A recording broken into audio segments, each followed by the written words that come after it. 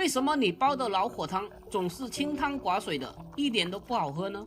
今天我分享几个从厨10多年来煲汤的一个小技巧。前几天冷空气，广东这几天嘛，天天下雨，真的是又湿又冷。在春天這個季節啊，真的是濕氣太重啦。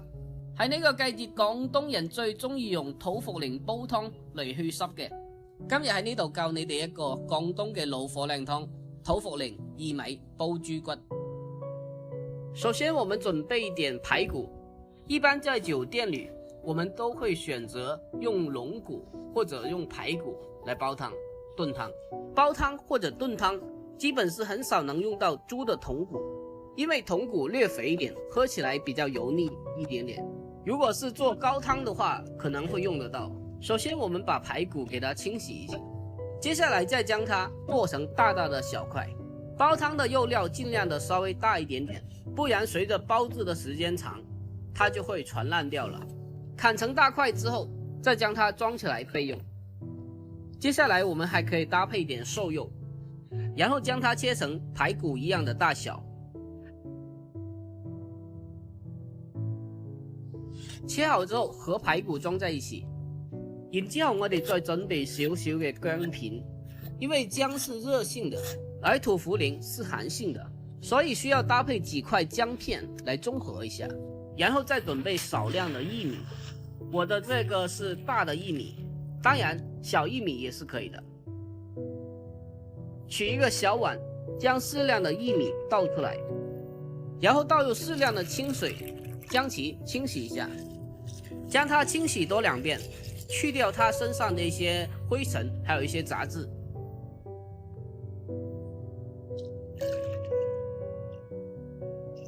將它淘洗2到3遍，直到水清澈無雜質就可以了。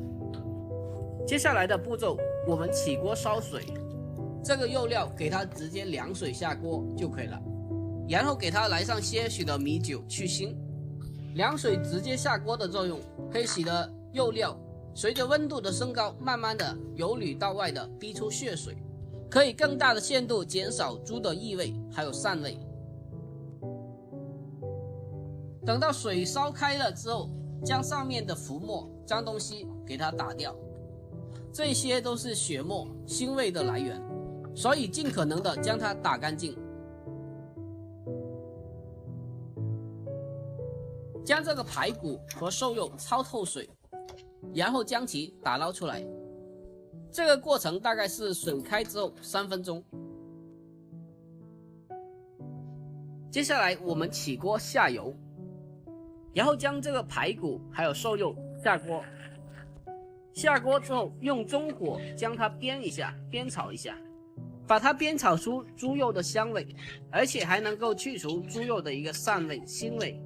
這個技巧在酒店裏我們都會將它煸炒一下，這樣煲出來的湯更加的香濃，這也是你做出來的湯喝起來不夠香味的原因。將食材用中火煸炒至表面有點焦褐色、乾香，然後就可以將它盛出來了。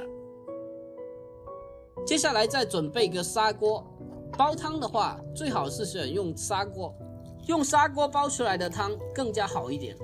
這個時候加適量的開水進來，盡量的話一次性加足夠。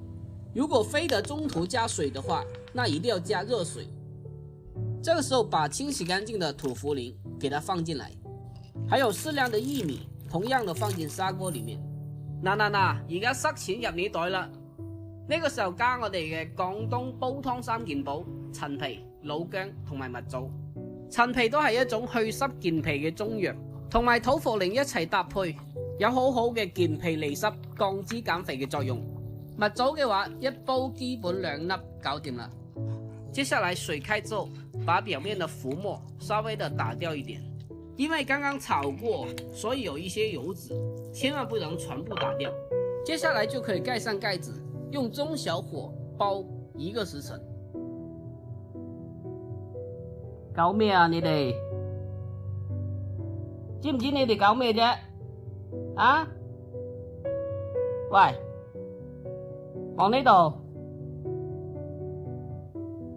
你們這2個當着我這個單身狗面前搞什麼飛機啊？ Oh God, please no, no! 不可以这样子。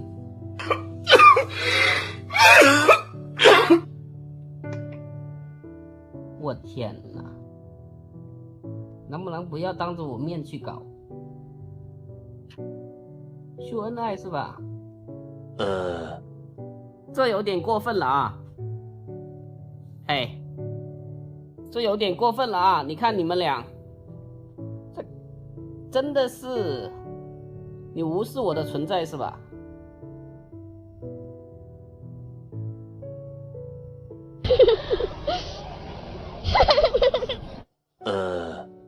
好了，现在这个汤已经是煲了1个时辰了，一打开盖子，非常浓郁的香味。